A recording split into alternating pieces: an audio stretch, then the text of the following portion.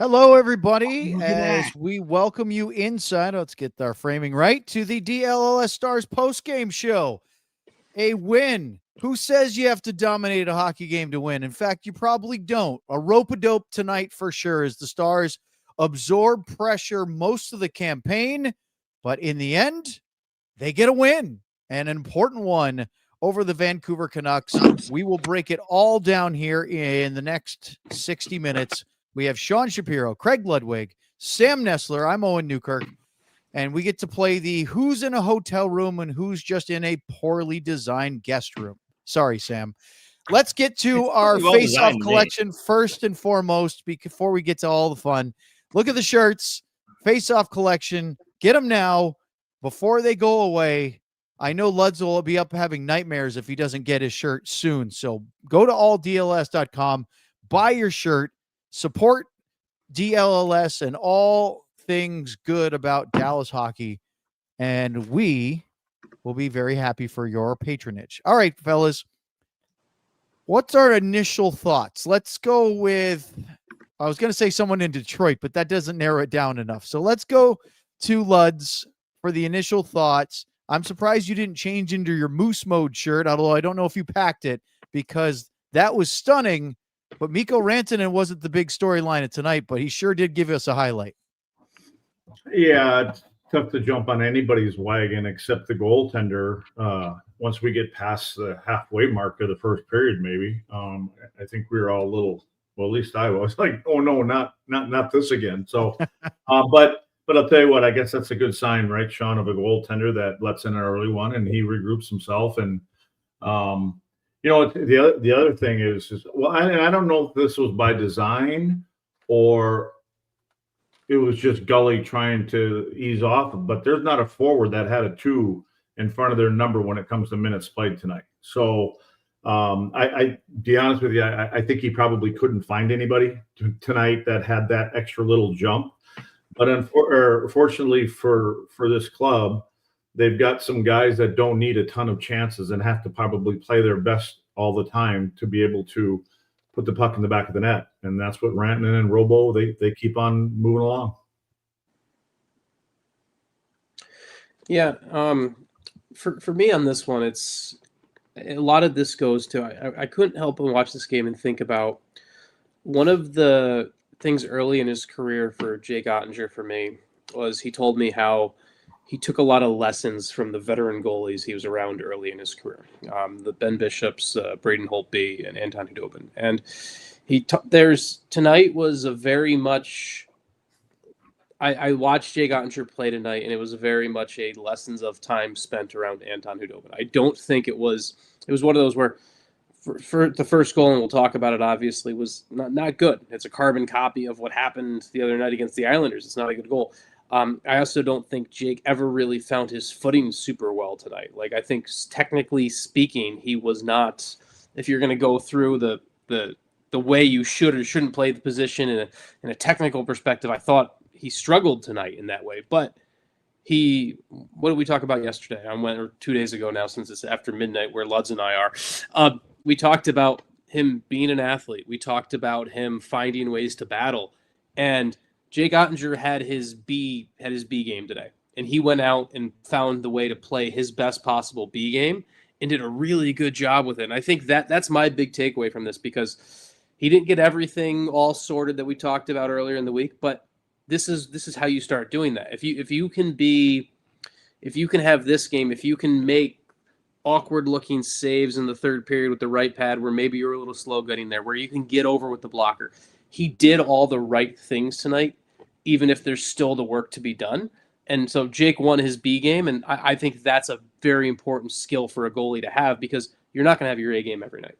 Sean, you know what? When you say that, it reminds me of, when I was blocking a few shots early in the game, you kind of feel like you've got your timing and your rhythm is on a little bit.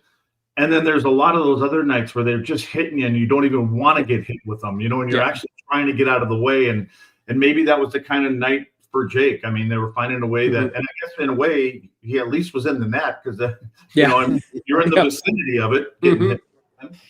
So, yeah. The other thing was Dallas looked pretty darn dangerous early, and then when the second period rolled around, it was kind of as if the penalties probably didn't help, and the 5-on-3. I mean, Canucks dominated the possession in that second period, but it was 2-2. We'll go through and break down all of this. I thought the Stars were maybe a little unfortunate not to have to have the lead at the end of the first period, although they did get into penalty trouble. They continued that in the second, but they did find a way to hang around it. How many times have we said this year where this team hasn't necessarily put in a 60-minute game? And again, we're not saying that they have to dominate for 60 minutes, but 60 minutes without a prolonged, extended period of being stuck in their own zone or giving up quality chances. And yet they find a way to either stay within a goal or two or get the lead. I mean, this one, the crazy thing is, for as well as the Canucks played tonight, guys, they never led. And I mean, we're talking about a team, guys, like for all of the hand-wringing and transgressions about how they're not playing the right way and everything. Check the standings. This team is second in the league right now in the entire NHL, right? Like they are 7-1-2 in 10 road games this year. Yeah, How about that? They're second in the league right now in the NHL. The only team above them is obviously, unfortunately, a team within their division in the Colorado Avalanche. But even the Colorado Avalanche are only 4 points ahead of them. Like, this is you talk about, I think I've said this about the Stars team. There's a lot of things you want them to get better at. There's a lot of things we're going to talk about where we have a higher standard we are expecting from this team, right, on things. At the end of the day, they have shown the skill to win an ugly game, and that is a skill that, frankly, a lot of NHL teams would kill to have and learn how to have. Like, there's like Luds for you when you were playing, right? What was and you joined you came to teams. Maybe this is a better Dallas question for your time in Dallas, because I think when you joined Montreal, they were already there, but in Dallas, when you guys were building up to that 99 year in the mid 90s, wasn't there a part where you guys had to learn how to win the games like this? You had to learn you had to kind of make that jump of, hey, we can win our off nights. And I think this Stars team has that right now. And that's an underrated skill in today's NHL, I think. To be honest with you, Sean, I don't know if it was so much about learning how to win those games. It was because of a word you said about 4 times, and the word is skill. Yeah. You have game changers and game breakers on this team, and they don't have to play their best game. They don't have to play their best week or month, and they can still put the puck in the net, and so that's what makes this team dangerous. Is imagine if they were playing their best game, which again, I think that's all about the process of leading up to that and getting to the playoffs part of the schedule and having those little bits of pieces put together from in every zone. But I mean, the rowboat right now, Robertson, even though you didn't see much from Wyatt tonight, and again, the kid's been there every single night, but Wyatt and Hintz, I don't know, on a milk carton tonight, I don't know, wherever it was, but there's Rantanen. But, and what I'm saying is, I guess that they don't need 4 or 5 chances to score a goal. They need 1 or 2. And then you have Jake, and Jake wasn't great right in the beginning, but then all of a sudden pucks were hitting them, and it's a good problem to have, is when you're not playing your best game and you're still winning hockey games. What do you guys think about the comment that Razor made on the broadcast? I think it was fairly early in the first period, where he said, in today's NHL, players don't shoot for the sake of shooting. Everybody's looking for the best possible chance. So a lot of times he said it's hard to have a really good save percentage, because almost every shot you face is at least a decent scoring chance, if not a high danger one. Do you think NHL players now pass up the shot from farther out because analytics and the goalie style of today just basically says it's not worth? It's like almost like a possession change if you shoot from too far out. Sam, I'm going to tell you, there's one guy I know that's not passing up any shots. That's Robo, right? Sam's being accused of not blinking by the chat right now. They want to make sure he's still alive. Sam, blink for us. Blink once if you're good, 2 if you need help. Oh, that's creepy. Let's get that one framed for later. Hey, by the way, did you guys see GM Ben just said all of our star shirts have been restocked in all sizes? Ooh, there we That go. means that for those of you that have been having trouble tracking down, I know Jimmy T, one of our diehards, for the longest time was having trouble getting a Finnish Mafia in an XL, and he has it now. But if you are looking for any particular Stars shirt, one of the DLLS Stars hockey shirts, all sizes available. How about that? Burned Oils wants Sam to blink 182 times. Sam. I can't count that high. All right. Let's talk about Liam Bichsel for just a minute. There was a play. There were a couple plays that stood out. One, it was like watching Blackwell battle with Tyler Myers. It's not fair.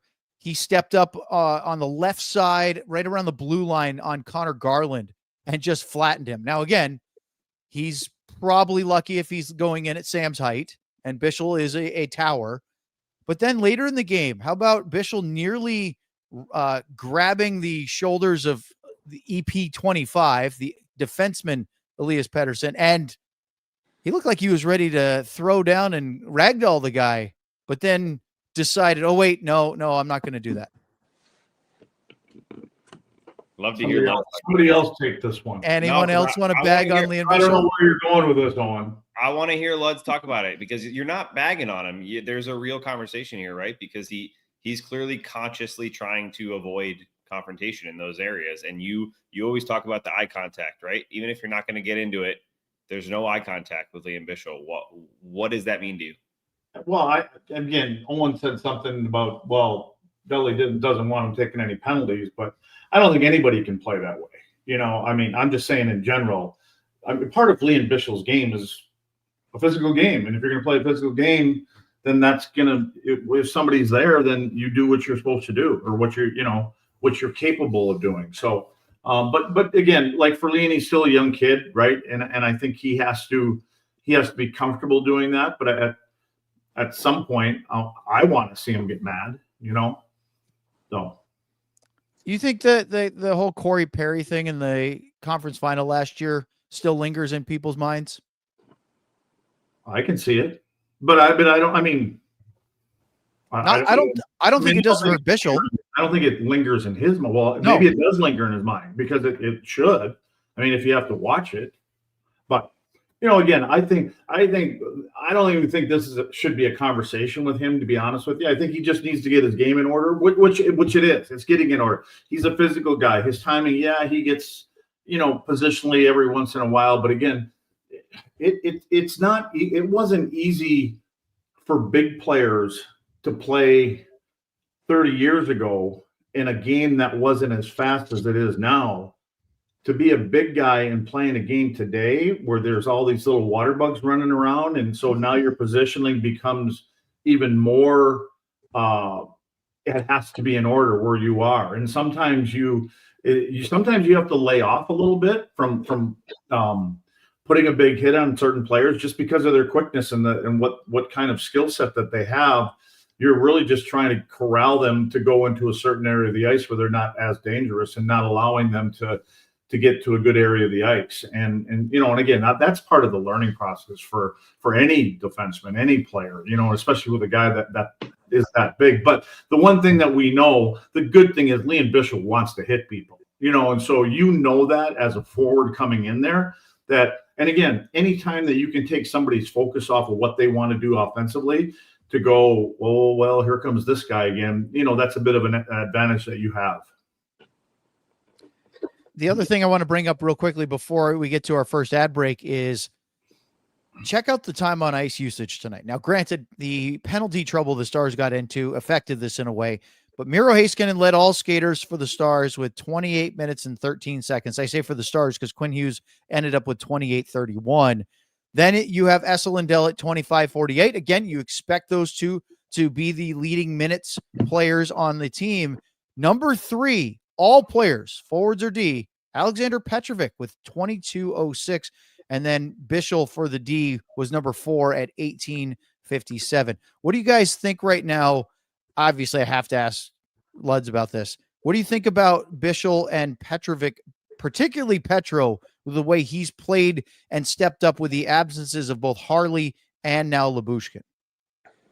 I mean, I expected this the other day when we saw who 5 and 6 were. You know, I mean, they're the most veteran guys. They played in the playoffs, and it doesn't surprise me about Petro, because Petro, to me, and I've said this since the day that I saw him play in the playoffs, so I don't understand why he's not in the NHL. He's just a good depth defenseman, and now he's a top 6 defenseman. He's becoming more consistent, and he gets himself in the right places, and he doesn't. Unlike Bischel will go running out sometimes to get those big hits, which again, I have no problem with that. Petro kind of plays a little bit more reserved. I mean, he doesn't go running across the ice I don't think he's thinking about a big hit initially. I think that's part of Leon's MO. And again, I think that's a good quality to have. I think when it comes to Petrovic, he's just thinking about more of containing and being in the right areas of the ice, and I'm not going to get beat. I'm not going to get on the wrong side of people. And when you're doing all that stuff, and you watch when he gets the puck, within 2-3 seconds, it's off his stick. He's just doing all the little things, and he's the kind of guy that Elaine is the D coach is sitting there going, dude, I can keep putting this guy out here. You want to keep playing like this steady and consistent? This is perfect for us, because we've got a couple other guys that, like doing the other stuff. Let me give a Petrovic story after the break, Owen. I've got a Petrovic story after the break. Sean, you're learning, you're growing, you're maturing, and we appreciate it. Up next in the DLS Stars post-game show, Sean has a follow-up on Alexander Petrovic and a full breakdown and your super chats. And it's after midnight now in Central Time. It's after 1 a.m. where Sean and Luds are. And no, they're not in adjoining rooms in the same hotel here on DLLS. All right, this episode is brought to you by Prize Picks. You and I and everybody in this room with me make decisions every day. But on Prize Picks, being right can get you paid. Don't miss any of the excitement this football season on Prize Picks, where it's good to be right. Prize Picks makes it super simple to play. All you do is pick more or less on at least 2 different player stats. If you get your picks right, you could cash in. Play Prize Picks to get action on football in more than 40 states, including California, Georgia, and right here in Texas. Prize Picks is the only app that offers stacks, which makes it even more fun. You can pick the same player up to 3 times in the same lineup. You want to pick more on Josh Allen's passing yards, rushing yards, and touchdowns. You can do that, and you can win with just the same player. Makes it really easy when there's a few players that really stand out. Download the Prize Picks app today and use code DLS to get $50 in lineups after you play your first $5 lineup. That's code DLS to get $50 in lineups after you play your first $5 lineup. Prize Picks, it's good to be right. All right, Sam, thank you very much. Let's talk a minute about Game Time. I don't even need the copy these days because, as you know, but I have it in front of me, Sean loves to hear my Fenway Park story, but let's not talk about Fenway Park right now because I have a new story. I use Game Time to buy stand-up comedy tickets for a comedian in Dallas in March, which I know I'm going to use as a Christmas present. And I know that the recipient is going to freak out because this is a comedian that this recipient is very excited about. It was so easy. You open Game Time, you click on the venue that you're looking for, you search the artist if you're looking for comedy or, of course, concerts, and it pops right up. I found the date, clicked on it, and in the app, the first offer was one of their super values. It was a great deal. Boom, done. You got them. Super easy. So whether it's any of those things, concerts, sporting events, stand-up comedy, you name it, theater, take the guesswork out of buying tickets, specifically NHL tickets with Game Time. Download the Game Time app, create an account, and use the code DLLS for $20 off your first purchase. It didn't work on my second purchase because it worked on my first purchase. Terms apply. Again, create an account and redeem the code DLLS for $20 off. Swipe, tap, ticket, go. Download the Game Time app today. All right, Sean, you asked for the ball, and we will pass the ball. And GM Ben, that is a very poor joke in the chat. You can do better. I'm intentionally don't have the chat open right now because it's easier to just focus on this actual show when I don't read it. That's why but I want the Alexander Petrovic story I want to share, and it's something that we credit to Stephen Meserve, who covers the Texas Stars for 100 Degree Hockey, pointing it out to me, and something that I've followed up with. So he earned this spot with his play. right? Like he played 17 playoff games in the NHL last year. But when you want an idea for what Alexander Petrovic has done for this organization and what he's been willing to sacrifice, I don't think enough has been made of. He plays 17 NHL playoff games last year. The Stars lose in the Western Conference Final. That's tough. The season's over. He then, by his own choice, goes and returns to play for the Texas Stars for the final, into playing 4 games with Texas before their season came to an end. That's a decision most players just frankly don't make. He had no reason to, other than to go be with his guys in Cedar Park, to go do something right for the organization. And that's something that I know Glenn Golitzin wasn't part of the Stars organization at the time, but that's something that you have his coach in Texas, who last year, Neil Graham, was part of that. You have Alain Nasruddin saw that as well. You're talking about a guy who every single thing he's done around the rink, within the room, within this whole group, he's done every single thing right to be the consummate professional, the glue guy that helps get everything. He's a guy that every single guy in that room roots for Alexander Petrovic to do well. And so when you have that, it's to me, it's really cool story-wise when, because of injury, because of Thomas Harley injury, because of Lyubushkin's injury, you see opportunity and you see him step up and you see him be able to take the ball and run with it and to be able to play well. I mean, I talked to Alex's agent is Drew Shore, the former NHLer, and played in Florida. San Antonio Rampage. Exactly. I could go on. And I remember talking to Drew this summer about Petrovic, and he said one of the things about Petrovic is his story is there's been a couple times in his career where everything has been telling him you're done, right? Like the signs have been there. It's like, hey, you're in your early 30s, you've been going to the AHL. You've been getting the signs from the sport's been giving you the signs. You're no longer an NHLer. You're going to Europe. You're going to the AHL. And he's continued to, he didn't let that take his game away. He scored the goal earlier this week. Last week. That's a great thing. This is such a cool success story. It's been one of the coolest undercurrent stories within the Stars and within the NHL over the past couple of years of what this guy's been able to do to kind of earn this spot and re-earn an NHL career when a lot of guys would have just left. So I have so much time for Alexander Petrovic, and that's why I want to highlight stories like that. Like, you're talking about a guy, this is what he means. He understands the team. He understands the organization. He understands that once he's earned this spot and he's done this, he then still goes and plays with that AHL team for 4 games at the end of last season. That's why it's so cool for me to see this and see this opportunity and see him playing big minutes in wins like this. So I have a ton of time in my day for Alexander Petrovic. John, when you said he played 4 games at the end of the season, did he have an option? I mean, was it given a choice to him? Like, hey, do you want to go play? And you can. Yes. It was. He was this. The Stars. The Stars lost in Game 5 to the Oilers, right? And then, basically, Jim Nill and happened in that game too. I don't know. Yeah.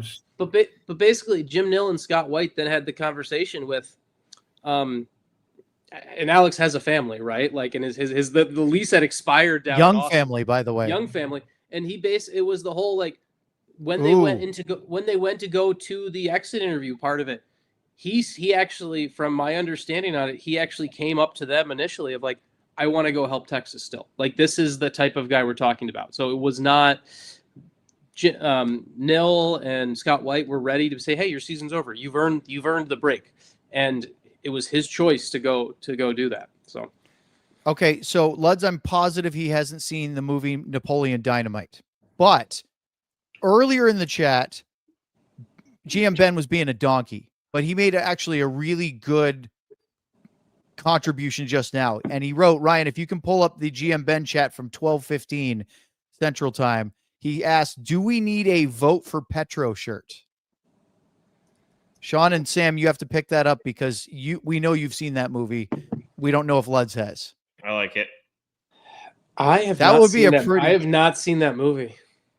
Okay, listen, I bag on Sam. I know all it's the okay. time. I'm ready for it. I'm ready for it. Besides me. Dynamite, dude. No, I'm Wow. willing to. I'm willing to. I have actually not seen that movie. I have Okay, seen the. in the chat right now, a show of hands, how many of you Like would serial buy killer a stuff. vote for Like Petrovic serial or killer vote stuff. for Petro shirt if we had it on DLLS? Serial killer stuff.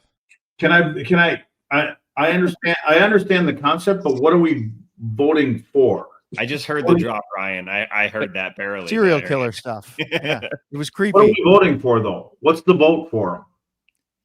To do what? Sam, you never get a chance to reference pop culture because you usually haven't seen it. Would you like to take this one? We are, I believe, campaigning to get a vote for Petro shirt because in Napoleon Dynamite, there is a vote for Pedro shirt that Napoleon wears to campaign for his friend running for class president, I I believe. think so. Yeah. So we're going to get vote for Petro shirts. What's he It's sort running for? I'm just wondering. What's How about- the award? What's how about- at the end of the rainbow here? How about comeback Vote for player of new the year? contract, vote for top 2. What's the vote for? Keeping him around. How about vote for Petro Why, who said being he's going anywhere? top 6 guy and not be the healthy scratch when they're healthy? Oh, so we're voting against Nils then. Okay, I got it. I just want to see what you guys are just doing. getting too specific here. I'm looking at all these people are saying it depends. Yes, I would buy it. Yes, I would buy it. If Ardell said he'd buy it if it's green. Ardell, you got to open your color palette a little bit there. Let's take this whole next segment to break this down. We have another super chat that just came in. Chris said he would buy that shirt and catch you a delicious bass. Sean, you will not understand that reference. Yeah. And then Ryan said, Ben, you did this. You got us derailed here. So yeah, there you go. And then Miss B said Petro is better than Nils Luds. Do you agree with that? Yeah. I mean, I think in different areas. I mean, Petro can kill penalties. Petro can give you some physicality. He plays good in front of his own net. Size-wise, I guess that's the first thing that comes to mind, when he moves pretty well for a big guy. I thought Nils was good, though, this year, in the beginning. And I did too. Yep. I thought he was doing really well. So, he's a different player, so I don't know if you can really compare him. Kayla just said, if you vote for Petro, all your wildest dreams will come true. There you go. I like it. All right. Let's start the breakdown. We got a couple minutes before our next ad break, but we can get it going. And it begins with one of Sam's favorite players, Mavrik Bourque, scored 55 seconds into the game. But Sam, Justin Ritzkovian, perhaps your favorite player right now for the Stars. In fact, Luds, we should probably get a super chat fund going just to get Sam a Justin Ritzkovian Stars jersey that he can wear with a little foam figure. I prefer a pennant. Northeastern Huskies Ritzkovian. Yeah, of course you would, but this is a DLS Star show after all. So, what a play by Ritzkovian. Bourque gets an early goal. This is a really bad goal and a bad start for the Canucks. Yeah, they were a mess. I mean, I took some screenshots of that play too, and in all ways, this should not have been a goal. They should have cleaned this play up, whether it was Lankinen or the defense help around him. They made a mess out of it. But the big thing with Bourque was, Gulletson talked about it yesterday at practice, is the offense is coming, but he needs him to get tighter to the net, to the tighter, tougher areas. He's shooting a little bit too much from distance. Very few guys can score from distance in the NHL. This time, Bourque goes right to the net on the back door, gets a chance. Ritzkovian outduels 4 Canucks and then makes a full sprawling backhand pass to Bourque, who once again is right there on the edge of the crease, gets the goal. It's well deserved for Bourque, and I love the there you go, perfect. I love the Ritzkovian effort. I mean, to be able to come out of this with this puck and then make the pass quick enough while the Canucks are still in full scramble mode, that's incredible right there. To see Bourque. Look at that screenshot. It's beautiful. That's Look the where one the that ranking is. Yeah, that's hockey right there. But I just think Ritzkovian's extra effort rubs off on other people, and that's a good thing to have on your team. Hey, Ryan, can you go back a couple of shots? I don't know how hard it is with StreamYard to go backwards. One more. When Sean, I didn't notice this. Kevin Lankinen may have actually been guilty of illegally playing the puck outside of the trapezoid that I didn't see that during the game. But Sean, he made an absolute meal of that rebound. Oh, he made a great save on the first Bourque shot. He did play the puck there, and he did play the puck out. It was he did. It should have been a penalty. And that's also he would have been. I also wonder in the moment there if because if he freezes that puck there, like so he kind of did the thing where he tried to shuffle it under himself. I don't think the refs would have called it because I don't think they would have been that far about it, but technically that's grounds for if he freezes the puck there, that's technically a delay of game because you're not supposed to freeze the puck. You get a little bit of leeway, but that's about 6 feet of leeway. So it might have been. I mean, so I wonder in the moment, and adding to all the chaos of this, I'd love to know whether while the goalie is spinning the way Luds was right there, if he's hearing the officials yelling at him to move it or something like that. Like I would love to know in the moment of what volume is going down there because it's a weird play. He made a great first save. It's kind of one of those weird things where that's his first shot he faces in the game, makes a really great first save, and then has just a wonky, weird thing where he could have had 2 different penalties called on him for various ways.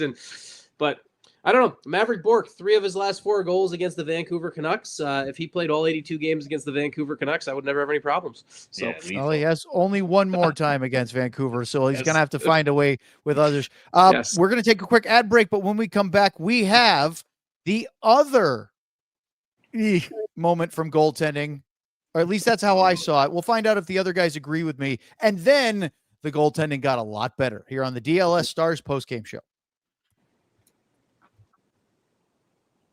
Ryan, can we pull those shirts up right away? I just want to check and see if there's a green and a black one up here. I haven't seen these yet. Oh, yeah, okay. All right. Oh, those are sharp. We changed colors yet. Well, this is the face-off collection, folks. If you're up this late, I'm sure you know all about the face-off collection. So anyways, they're great shirts, and we should buy them out, and then we can move on to the next portion of the face-off collection. But I just do want to – I think we need to pull up tonight for sure the Moose shirt. I mean, because of the highlight reel goal that he scored. And I think we need to pull up the Jamie Benn shirt because the disappointment on his face when that one didn't cross the line for the fourth. He had his stick halfway up in the air. He thought it was there. So maybe the captain will get it in Calgary against those guys and say, in fact, I'm calling it in Calgary. So I say the coach should put Jamie on the top line, put him up there with Wyatt and Ran until it so we can just get it over with, and then we can move on. Next. Do we still have, real quick question, do we still have that 400 Jamie Benn graphic that we, remember when he scored 400?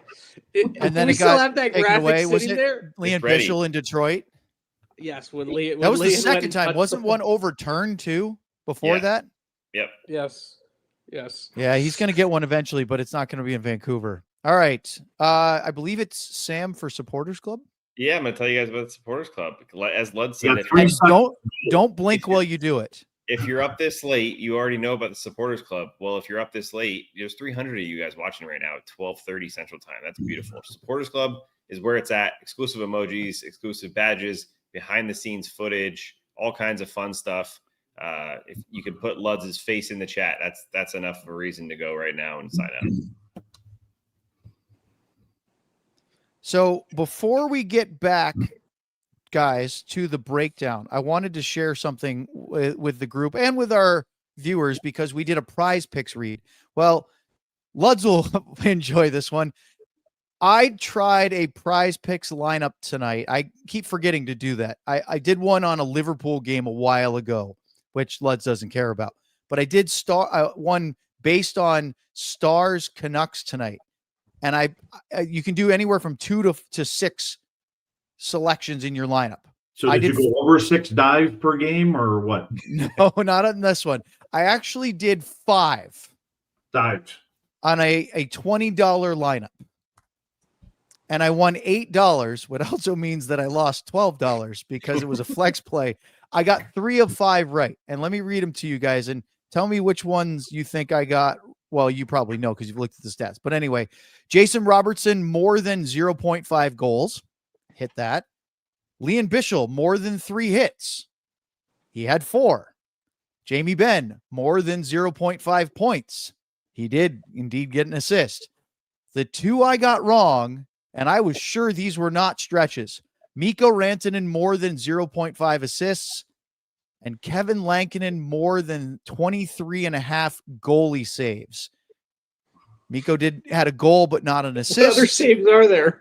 I was going to say, does it actually say that that? goalie saves. Does it actually say goalie saves? I'm actually reading it verbatim. Yeah. It says 23.5 goalie saves, more than. And I'll tell they you don't- what. They don't count when he makes the save in the trapezoid. That does not count as a goalie save. No, Those no, it corner. do not. But It doesn't I kid count you when he goes not. for a corner. When we went into this game, remember, the Canucks lost 8-5 in Florida the other night. I thought with the way the Stars lost the game against the Islanders, they're going to be raring to go. They got he made 20 saves on 24 shots. That's what bit me in the end. How I'm about hoping this segment is not going to take us into overtime tonight. Owen has been No. suspended 6 games for gambling. No, we actually have a Prize Picks partnership, and I think it was valid to I share loved it. that That you given lost $12? I won $8. But That's it cost the way me to it cost me look 20 to Cost win you 8. 20. That's the way to look at it. Yes. That's But the anyway, Trailer Park Boys way to but look at it. I went for I got $8 back when I was trying to go 5 for 5, which, by the way, that particular Prize Picks would have netted me, if I went 5 for 5, $200 on a $20 Do you know if you go to Walgreens after 2 a.m., you can get 5 movie theater size candies for $5? That's 5 for 5. I did not right know there. that. Oh, I mean, I'm gonna. I should I'm gonna do that expect in that you're 30 going minutes. to the drugstore at 2 a.m. That fits your storyline entirely. Yeah, look, see, Chaotic says Owen with that at bad beat. Yeah, I tell you. I do also want to, yes, see, Art Ross winner Jamie Benn. A post a non-goalie save. No, Yes. It's not a it's not a save, save right? at all. It's not even No, a it shot. isn't. No, it's not even a shot on goal. How about have Philip Hronik that denied? Actually, there were a couple. Stars could have had a couple goals that were denied by defensemen. We'll get to that. Let's break it down, guys. Lutz doesn't want to go to overtime. He might fall asleep before segment 4. Linus Karlsson scores on a 2-on-1 rush. I wrote short side blah. I wrote, you want to know what I wrote? Yes. I wrote Coco Cabana has to cool his jets. He Sean, was at the far blue line already, falling down, and the puck wasn't even out of the zone yet. but is this not exactly the Kyle Palmieri goal from Tuesday night? Essentially? Yeah, yes, it is. Or I'm Oh, sorry, just like, isn't this Julio effectively Julio Chonic, though, is in a 3-point stance here, so I don't know. he's rushing the quarterback? He's a 3 technique, but yeah, it's the. Do we have the do we have the graph? My poor graphic design, Ryan. Do we have that? That's what I was hoping. Wait, did you do some drawing or something? Or I is did.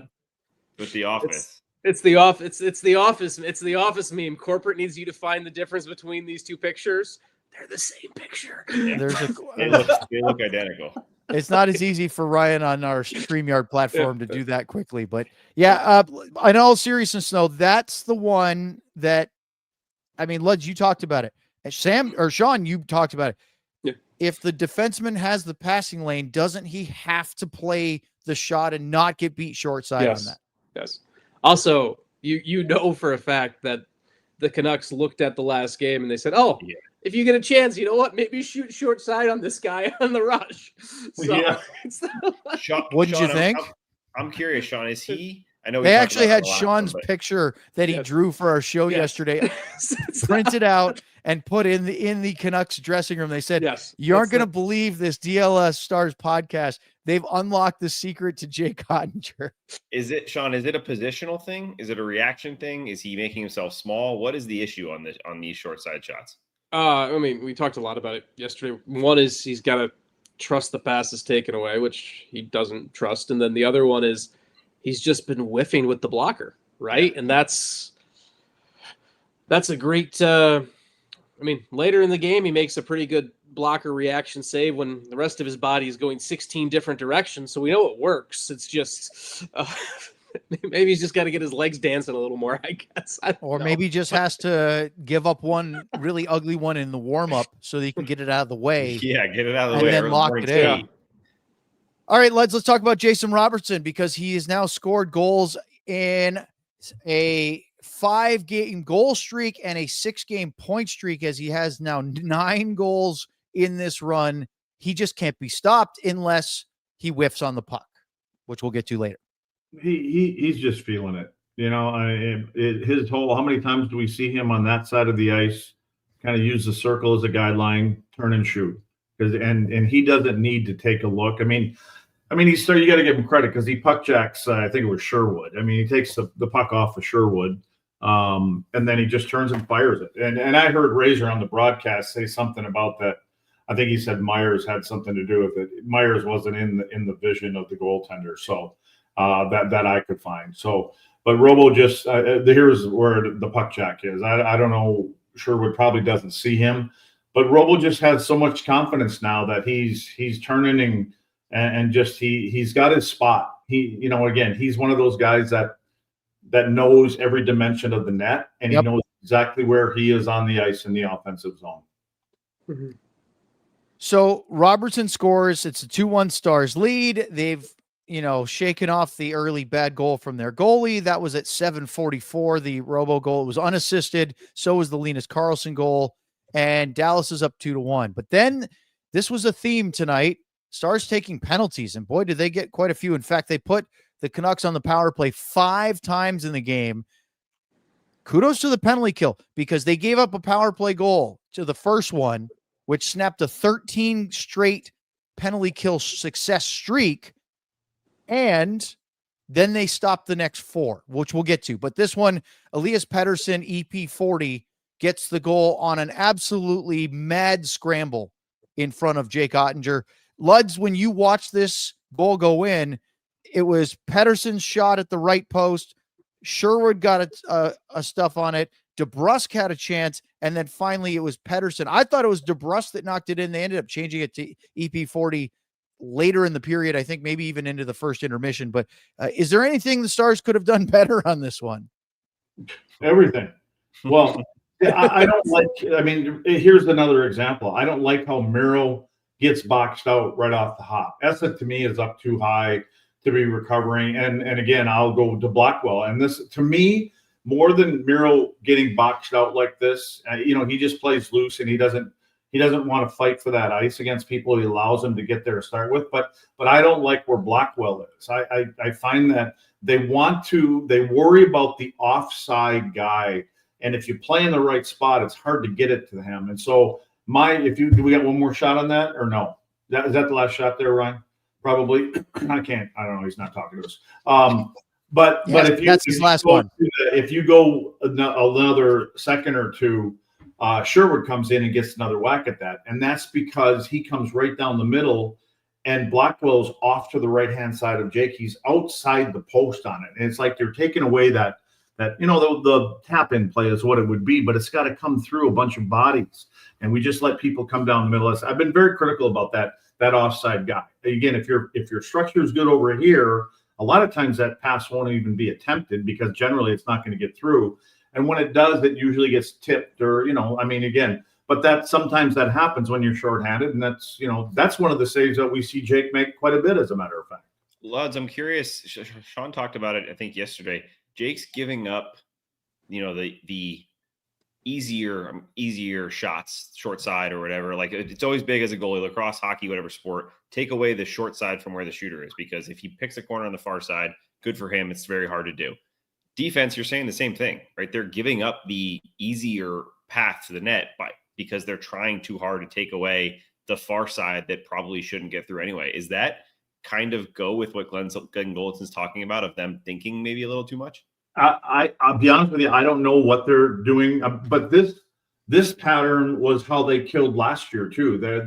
they're offside forward, even when the puck is above the top of the circle, and let's just say to the left of Jake, the right winger would always be to the right side of center of center ice. And I didn't understand that, because if it does get through bodies and it gets all the way over there to that side of the ice, your goaltender's got plenty of time to get across. And unless it's Steven Stamkos or somebody like that shooting the puck, but I just think that when the other three guys are in the right lanes, that offside forward who can be down low, but if he's more in the middle of the ice, somebody doesn't come down, down Main Street all the time. And I just think that we see that quite a bit. That's where that chance is coming from.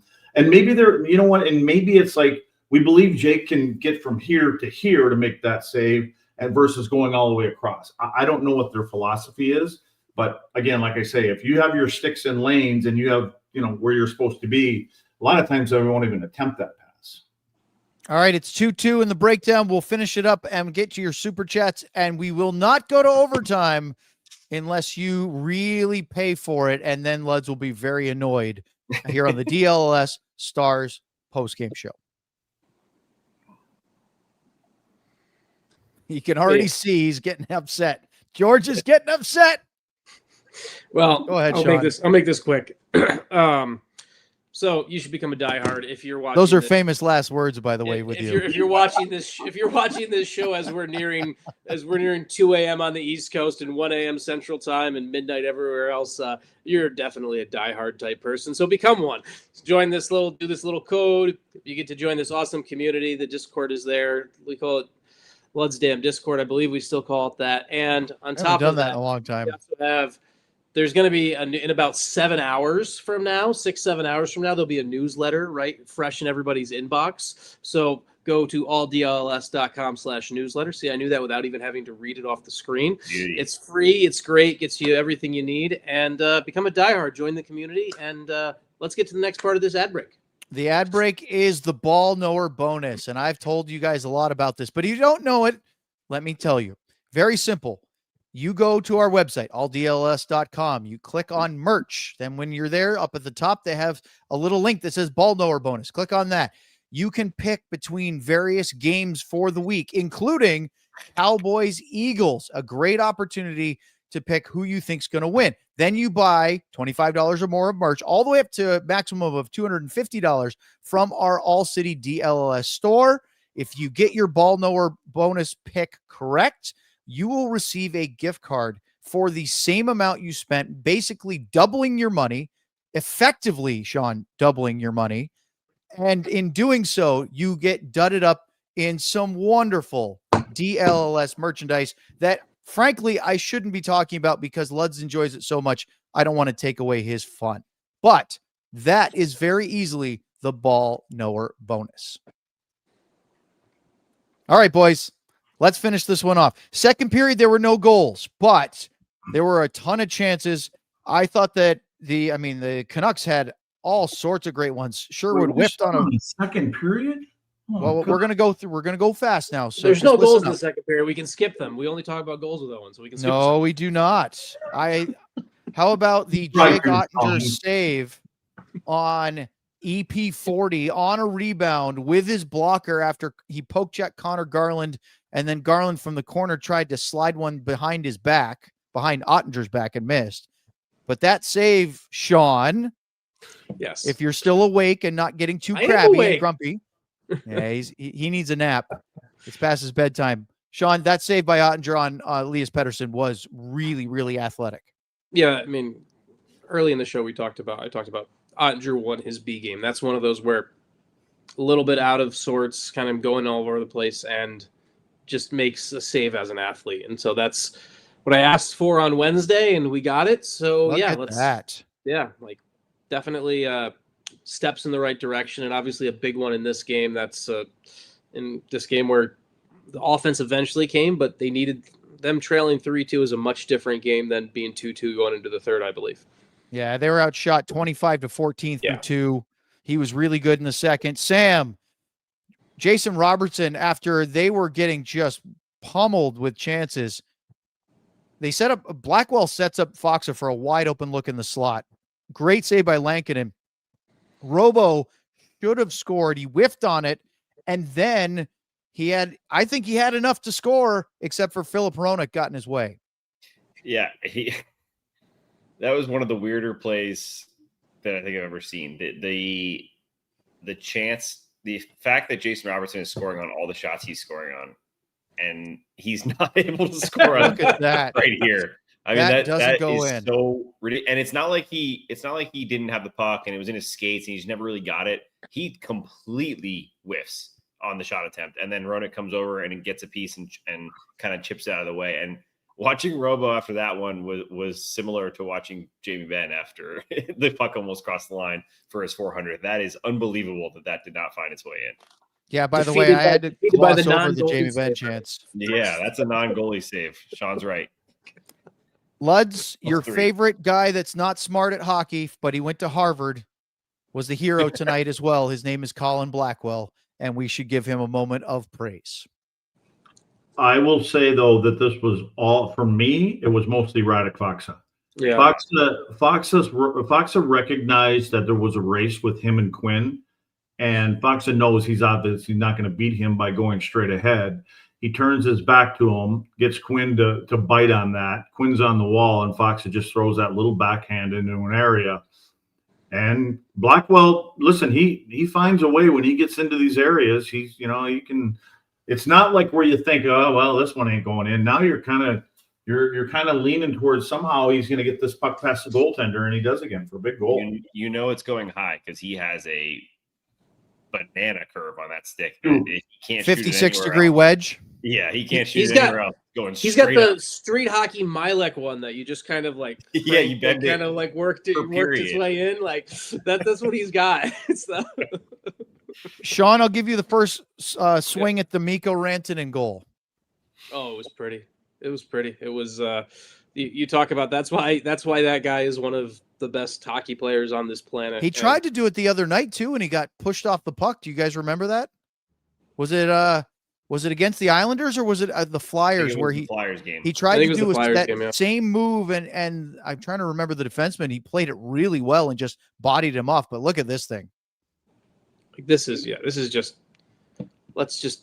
I mean, I wish we could play video without losing rights and all that other stuff. So, but this is just that's a pretty goal. Nothing really needs to be said about that. Like that's just, you watch it, you're impressed, and you watch it over and over again. And it's going to be in highlight reels for the rest of the season. You know what? When they do playoff packages, previews, like that's going to be one of the highlights that you're going to see over and over again. And it's going to be a fun one to watch. It's amazing how much he gets on that shot. Oh my God. Yeah. And where he puts it. It's a rocket, it's amazing. And, those guys practice that all the time, and they know, he knows exactly where he is on the ice. He understands where he is and he knows where that corner is. And he doesn't take a look. He can feel where it is. And if goaltender can stop it, he'll go, well, good for you. Yeah. It's amazing.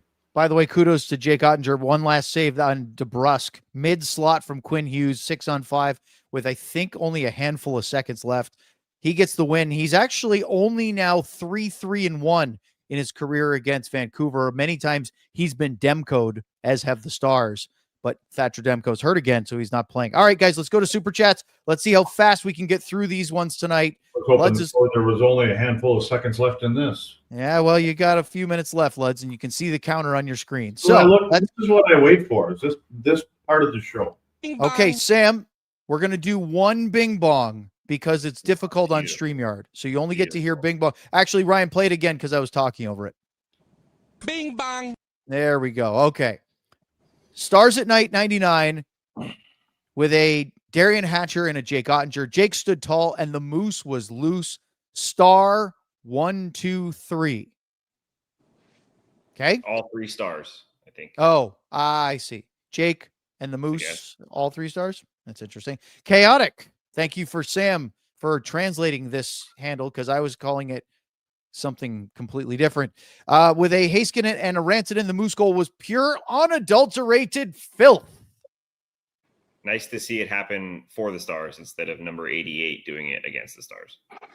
It's a shame only for this goal that we weren't in the studio on camera, because I think we would have, a lot of times we're pretty stoic on goals. I think we all probably would have exasperated some sort of sound out of that thing.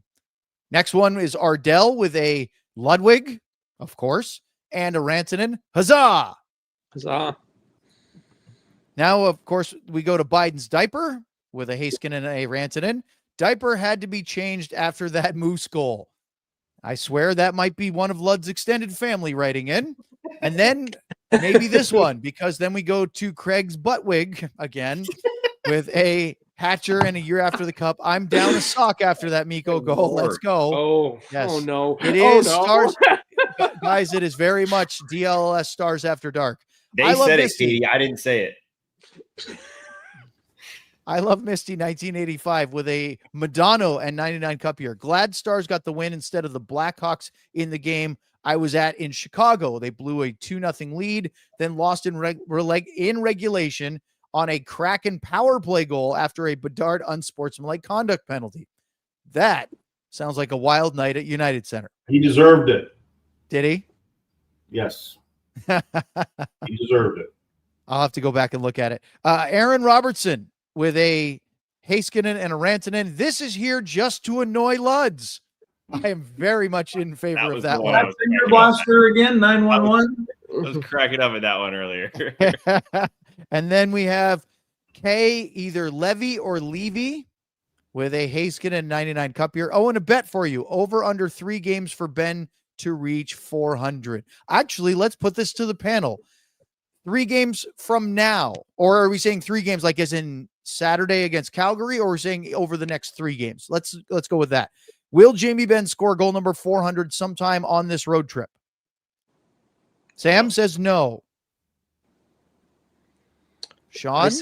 I say no, because unfortunately with the way Jamie's big milestone goals have come, they come in games they lose like 7-1, and so I don't see them losing. So I don't see them losing a big. I think they're gonna win like 4 or 5 in a row, and then have like one S game, and that will be the game where it happens. Just because that's how these milestones tend to happen. See, it would have been perfect tonight if the Stars had gotten run out of the building in the second period and down 6-2. And then Jamie got one back, and that's 400, and he couldn't even celebrate it. I'd like to see I'm not saying perfect. I'm glad the Stars won. Obviously, the Stars want it out of the way, but it would be really damn cool for it to happen at home, right? Like, there's a lot of milestone things for Jamie that have happened away from 300 was in Boston, and we still don't know if he actually technically scored it, because he and John Klingberg debate. He keeps saying John Klingberg scored it, and so we don't really actually know if he's tracking for 399 or 400 if we go all the way back to that. So it would be nice to see it done at home. I think that'd be a really cool thing for that to happen. Luds, will he do it before the road trip is over? I already made my call. What'd you say? I missed it. What'd you say? He said he's going to score it on Saturday. Okay, I like that. I have been grappling with this since he came back, because after tonight he's played 1,194 games, 6 away from 1,200.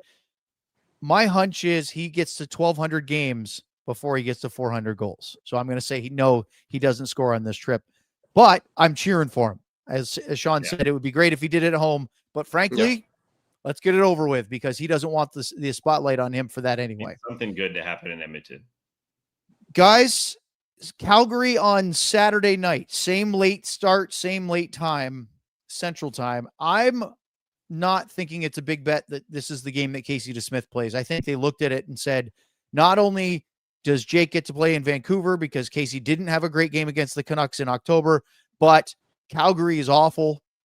Let's get him a game there. And then that sets up for Jake to play against the Oilers next Tuesday with DeSmith in Seattle, his ex-team, on Saturday, right? Wednesday, whatever day that is. I don't know. It's late. And I think that makes sense to you guys. Didn't Casey play against Seattle already? And he played really well. And that would shut him out. That would be twice that Jake doesn't get to play against Marchment. You need to remember that Monday 1 day, Tuesday 2 days. Sam, I get those confused sometimes. And I said his ex-team. I'm thinking about Vancouver, not Seattle. Okay, yeah, I was thrown off for a second. That's why I thought he was going to play tonight, because Vancouver's his ex-team, not Seattle. But Sam's right. He did, in fact, blank the crack. Luds, any final thoughts before we hang up? Me, no. Dynamite Luds, drop. it was good hanging out with you. Always a pleasure. Well, fellas, enjoy your night. We have a day off tomorrow. No show. We'll be back on Saturday at 8:30 There it Central is. Time. There it And is. here is Sean's graphic design to send you out. For Sean, Luds, Sam, and Ryan, I'm Owen. So long, everyone.